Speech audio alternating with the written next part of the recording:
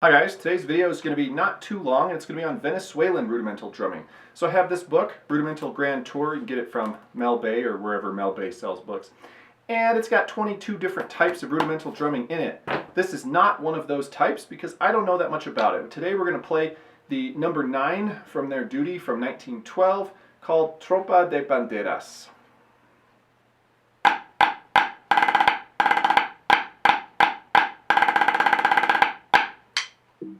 And that's it. That's the whole thing.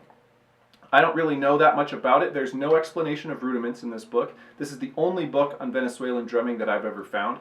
And so I'm just guessing at the sticking and the roll lengths. I don't really know for sure. So if you know something more about Venezuelan drumming than I do, please leave me a comment or tell me where I can learn more, because I don't know anything. I played you this really short signal because it's the only one that I feel relatively confident that I'm even at all close on. And the rest of them, I would be making a lot more guesses, and therefore I'd probably be a lot more wrong. So like I said, it's not in the book because I don't know enough about it to even create a coherent chapter on it. So I don't know any rudiment names, I don't know the roll lengths or the stickings for sure. It's totally up in the air. One thing I was sort of assuming is that some of the flams have a 16th note grace note and some have an 8th note grace note. And there's a few things that could mean. I'm assuming this is kind of like the German drumming where the one is left-handed and one is right-handed.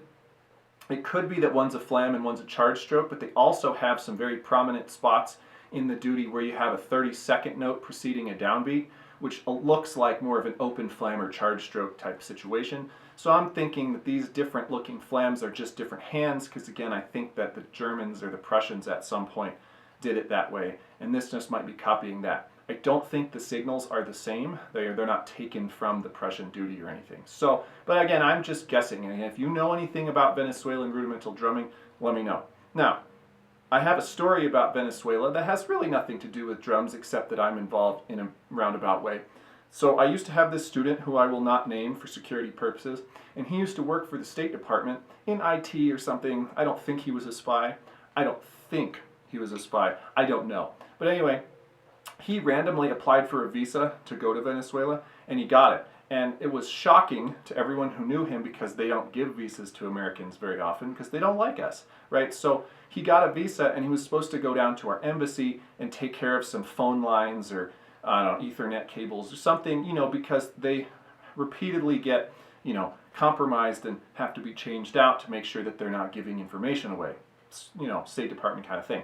So he goes down there, but every person from, you know, probably CIA, FBI, NSA, all the, you know, all the acronyms, they ask him to do stuff for them because they can't get their own people down there to do it. And they're like, while you're in that country, we need you to, and of course I never found out what the things were because it's top secret classified stuff. So essentially, even though I don't think he was supposed to be like a super spy, for a week, because he was going to be in that somewhat hostile country, he became the James Bond equivalent because he had to do everyone's job who couldn't actually get into the country legally to do it.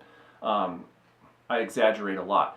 So that's kind of my Venezuelan story. What does that have to do with drumming? Well, he was my drum student, and that's about it. But anyway, that's everything I know about Venezuela right there. So anyway, again, let me know if you know more than I do or if I did something wrong. Otherwise, that's it. Take it easy.